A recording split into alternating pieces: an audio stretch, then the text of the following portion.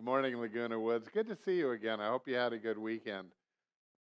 If you recall, on last Friday's show, I said tune in this week because we're going to have a very inspirational week. And that is exactly what it's going to be, because you are going to hear the testimony, the life story of someone that I totally admire as a person. The part you're going to hear today, you'll be amazed that I'm going to end up admiring the person, but I am. And he has since become a very good friend of mine. His name is Greg Outlaw, and he makes fun of his last name being Outlaw, but he is anything but that today. But how he got to today, you're going to be touched, challenged, and inspired. So sit back, relax, watch this, and I'll come back when he's over for today and sum up.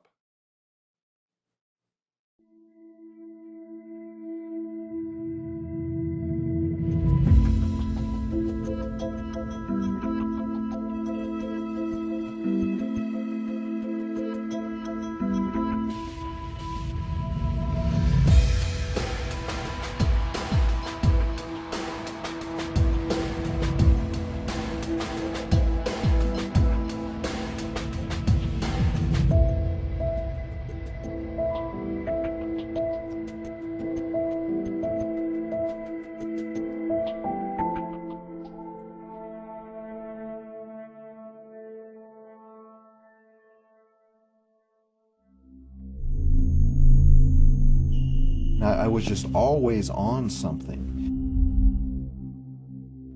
I just basically used any woman that was in my path. At heart, I was a hedonist.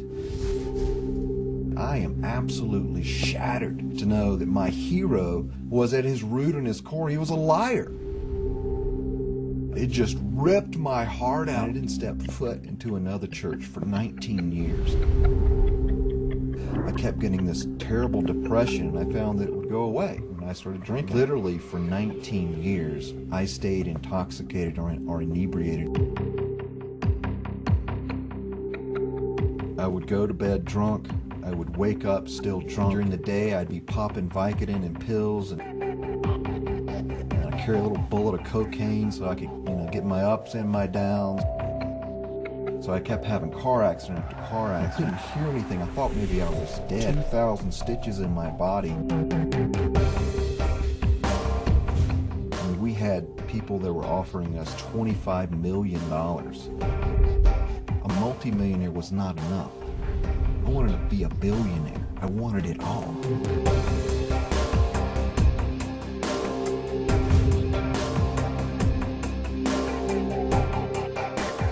I guess I wasn't willing to change. Doc goes, "Greg, we need to talk. You're terminal." I'm a dead man. Absolutely, without a doubt, I know I'm dying.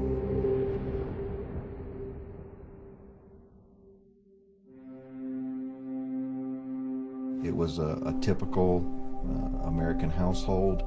Our family went to church. We did all supposedly the right things.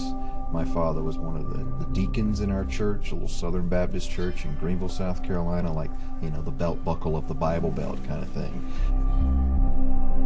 It was a Christmas day, and I'm sitting at the Christmas tree. My uncle sexually molested me at the Christmas tree. And I didn't understand. I was 6 years old, and I think I just kind of buried it.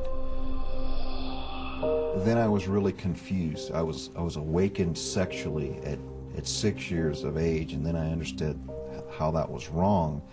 And then I thought, I felt so guilty, like I had done something wrong. And so when I was 7 or 8, I started playing doctor with girls. And so it kept going on, and it got worse and worse. I ended up getting a girl pregnant at a very young age.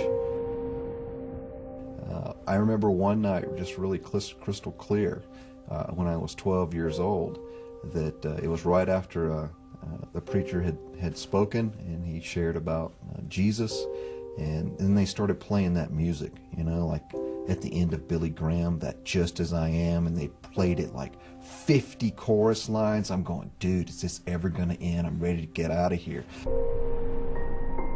Man, I was white-knuckling the pews like this. I'm like, I'm not going down there. I can outlast this song. I really can.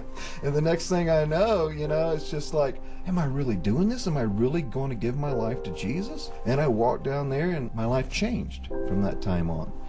And it seemed like the stuff that happened when I was 6 just kind of disappeared. I didn't think about it anymore.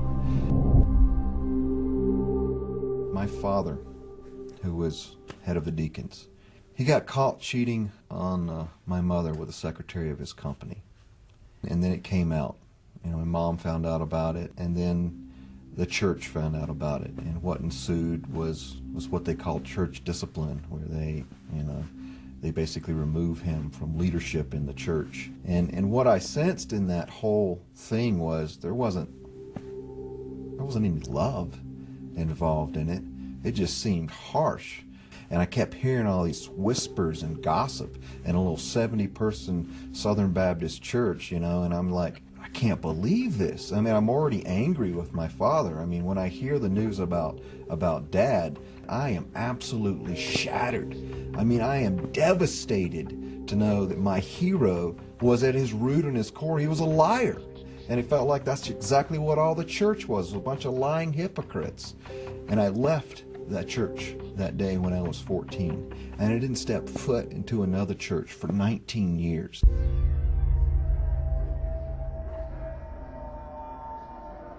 I kept getting this terrible depression, and I found that it would go away when I started drinking. And I started drinking just light beer stuff, and then it started getting heavier and heavier, and then I discovered marijuana when I was 15. And then I think it just kept snowballing. I just felt like I wanted to kill myself the minute I sobered up. Literally for 19 years, I stayed intoxicated or inebriated in some way, shape, form, or fashion. And I know that sounds like there's no way somebody could stay that messed up for 19 years. I meet whole sets of new friends and make whole new sets of friends, and so they never know that I'm either drunk or I'm stoned or on some type of pill. They just think that's who Greg is. Greg is just a happy-go-lucky guy. He doesn't really care about anything. He's just going about his life, and he wants to make a bunch of money and just hang out on a beach somewhere and smoke dope and look at girls. That's who Greg is. And so I had multiple girlfriends in this period of time that I took their virginity on and on like that. I just basically used any woman that was in my path. I manipulated. I mean, 19 years was nothing but a wake. I mean, a wake. A train wreck in people's lives that I devastated. I mean, I had 13 car accidents in the period of like 5 or 6 years, and I totaled all 13 cars. I mean, 2,000 stitches in my body. I've broken like every bone in my body except my hard head. Wasn't that something? To listen to Greg tell about his life, it boggles my mind that he is still alive, isn't it? But his life started in such pain with being molested at age 6. And then as he goes through life, to have all those things and this dependence on drugs and alcohol, about as low as your life can get. And then he gets in accident after accident. Now, I know the end of the story, and you're going to see it as the week unfolds. But it's amazing, isn't it, that Greg's even alive. That he had over 2,000 stitches in his body. And he broke every bone. Don't you like that, that thing he says, except my hard head? Some of us can be hard-headed, can't we? And it's hard to get through to us. Well, the Lord was trying to get through to Greg. And I'm going to just tell you that you want to tune in all week. His story is amazing. The things that happened. It was a messed up life, but one that was redeemed. I'll see you tomorrow. You will be amazed to continue this story with Greg. See you tomorrow.